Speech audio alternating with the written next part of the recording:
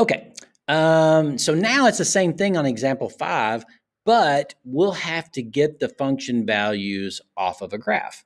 All right, so no equations given, and we're going to do the exact same thing, but we'll just have to read values off of the graph, which is perfectly fine. All right, so here we go. So let's switch.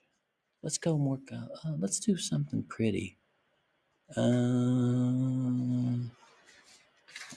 Default, no.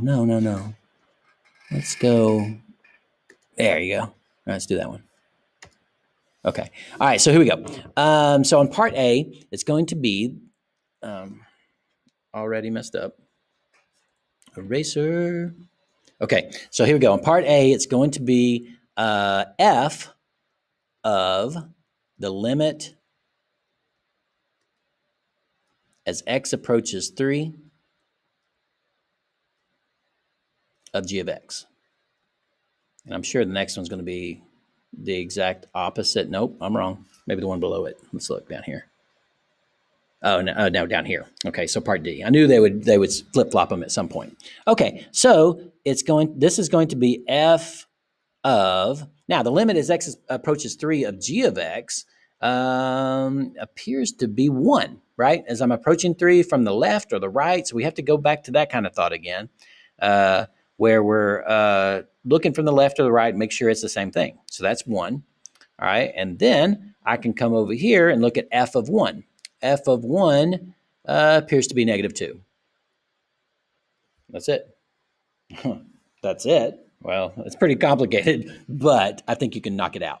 Okay, on the next one, it's the g we're going to be evaluating after finding limit involving f. So the limit as x approaches -1. Okay, this lag, I don't want to jinx it, but the lag seems to not be messing me up right now. That's really making me happy.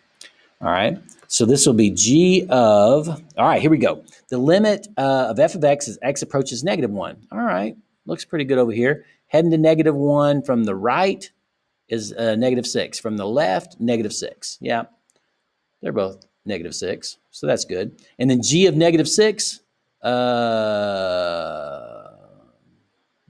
wow, okay.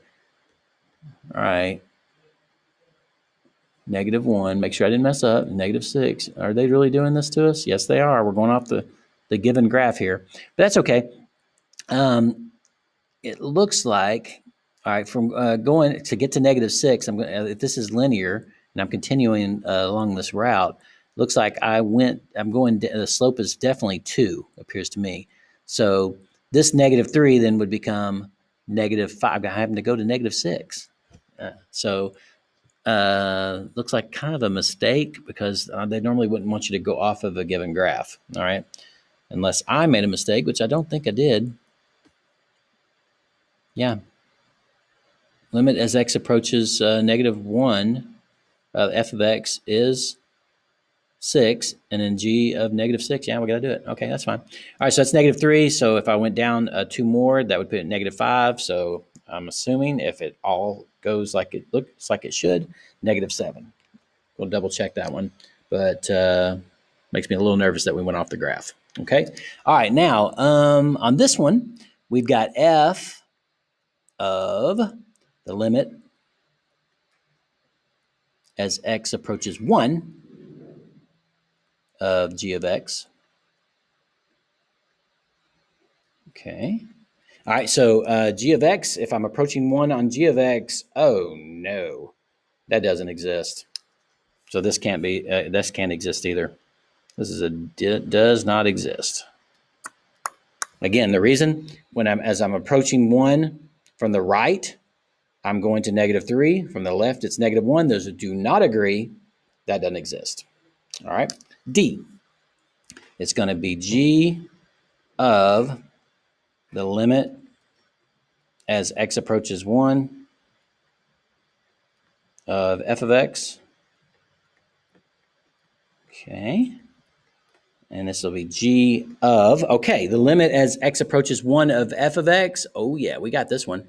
That's a -2. All right, so g of -2. And g of -2 is right here. the y value when g is on function g when x is -2 is 1. Okay, so that's 1. Oh gosh. Okay, so that's 1. Boom. We're done. Next thing is the homework. So example 5 is completed.